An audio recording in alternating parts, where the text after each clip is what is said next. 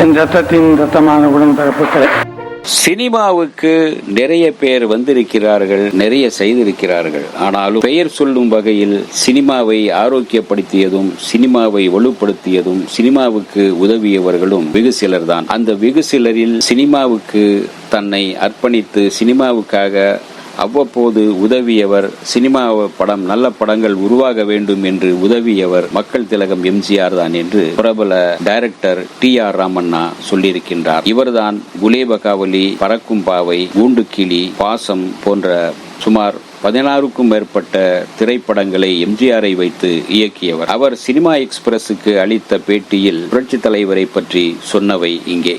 T.R. ராமண்ணாவின் பேட்டி இதோ. உங்கள் பார்வையில் சினிமா எப்படி இருந்தது சொல்லுங்கள்.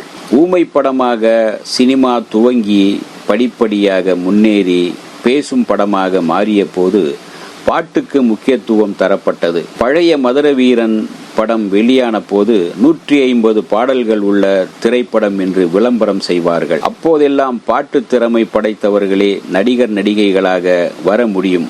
P.U. Chinappa, M.K. Thyagaraja Bhagavathar, T.R. Mahalingam என்று ஒரு பட்டியலே போடலாம். பாடல்களுக்கு முக்கியத்துவம் என்ற நிலை மாறி வசனங்களுக்கு, சண்டை காட்சிகளுக்கு முக்கியத்துவம் என்ற நிலை வந்தபோது இக்காலகட்டத்தில் எம்ஜிஆர், சிவாஜி ஆகியோர் புகழ் பெற்றனர். சினிமாவின் துவக்க காலத்தில் இருந்து யாராவது இருவரின் ஆத்திகம் தொடர்ந்து இருந்து வருகிறது. பாடல்கள் காலத்தில் P.U. சின்னப்பா, M.K. தியாகராஜ பாகவதர், வசனம், நடிப்பு, சண்டை காட்சிகள் என்ற நிலைக்கு சினிமா மாறிய போது எம்ஜிஆர், சிவாஜி, ரஜினி, கமல் என பட்டியல் தொடர்ந்து வருகிறது. ஆனால் எம்ஜிஆர், சிவாஜி காலத்தில் ரசிகர்களிடையே பரபரப்பான ஒரு போட்டி நிலை ஏற்பட்டது. எம்ஜிஆர், சிவாஜி பட போஸ்டர்களில் சாணி அடிக்கும் நிலைக்கு ரசிகர்கள் அவர்களின் மனோநிலை இருந்தது. இருவரும் நடித்த படங்கள் வெளிவரும் நாட்களில் பல எதிர்பார்ப்புகள் இருந்தன. ஒரு கோணத்தில் ஒரு ஆரோக்கியமான நிலை என்றேதான் இதை சொல்ல வேண்டும். படம் எடுக்கும் நிலைகளிலும் பல காலத்திற்கேற்ப மாறுதல்கள் இருந்து வருகின்றன. துவக்க காலத்தில் ஆடல் பாடல் என துவங்கி பிரம்மாண்டமான அரங்க அமைப்பு என மாறி இயற்கை சூழ்நிலையில் கிராமப்புறங்களில் திரை உலகம் சென்றது. ஆனால் சமீப காலமாக மீண்டும் பிரம்மாண்டமான செட்டு போட்டு படம் எடுக்கும் நிலைக்கு திரையுலகம் திரும்பியுள்ளது. தமிழகத்தின் இருபெரும் நட்சத்திரங்கள் எம்ஜிஆர், சிவாஜியை ஒரே படத்தில் நடிக்க வைத்தது எப்படி என்று கேட்டபோது அவர் சொன்னார், நான் பங்கேற்ற முதல் படம் வாழப் பிறந்தவள், 2வது படம் கூண்டுக்கிளி.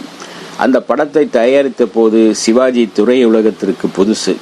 அதே நேரத்தில் எம்ஜிஆர் வளர்ந்து வந்த காலகட்டம். நான் இருவரையும் அணுகி சம்மதம் கேட்டபோது நடிக்க ஒப்புக்கொண்டனர். கூண்டுக்கிளி வெளியான நேரம் மலைக்கல்லன் படம்தான் எம்ஜிஆர் அவர்களுக்கு திரையுலகில் ஒரு திருப்பு முனை ஏற்படுத்தியது. எனவே இந்த படத்தில் எம்ஜிஆர், சிவாஜியை வைத்து நடிக்க வைத்ததில் எனக்கு சிரமமாக தோன்றவில்லை. ஆனால் எதிர்பார்த்த வரவேற்பு கிடைக்கவில்லை. ஆனால் படம் எம்ஜிஆர், சிவாஜி புகழ்பெற்ற பிறகு மீண்டும் வெளியான போது சக்கைப்போடு போட்டது என்பது வேறு கதை.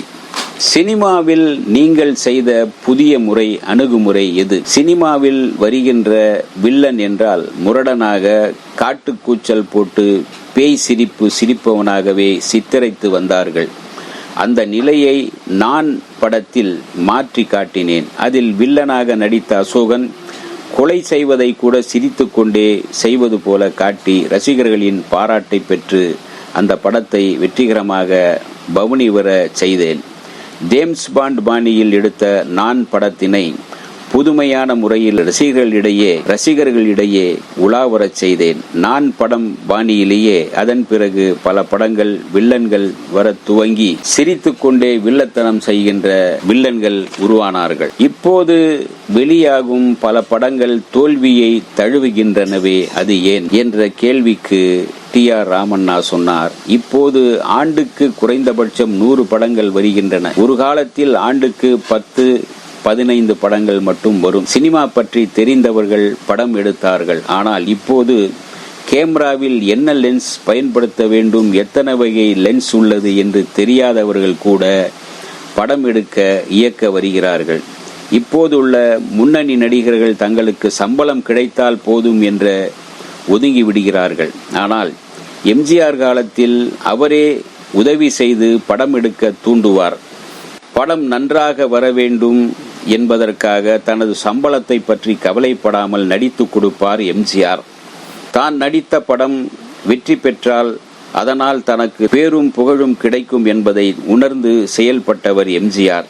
இப்போதுள்ள முன்னணி நட்சத்திரங்களிடையே அது போன்ற ஆரோக்கியமான நிலை இல்லை. எம்ஜிஆரை போல நடிகர்கள், நட்சத்திர நடிகர்கள், இன்றைக்கு இருக்கிற நட்சத்திர நடிகர்கள் தான் நடிக்கின்ற படத்தில் தன்னால் முடிந்த உதவிகள் செய்து அந்த படம் வெளிவருவதற்கும் அந்த படம் நன்றாக பலருக்கு தெரிய வருவதற்கும் உதவ வேண்டும். காரணம், அப்போதுதான் அந்த படம் வெற்றி பெறும். அதனால் அவர்களுக்கும் நல்லது என்று சொல்லி இருக்கின்றார் டைரக்டர் டி.ஆர். ராமண்ணா. இந்த வீடியோ உங்களுக்கு பிடிச்சிருந்தா லைக் பண்ணுங்க, ஷேர் பண்ணுங்க, கமெண்ட் பண்ணுங்க, சப்ஸ்கிரைப் பண்ணுங்க, மறக்காம பெல் ஐகானை கிளிக் பண்ணுங்க.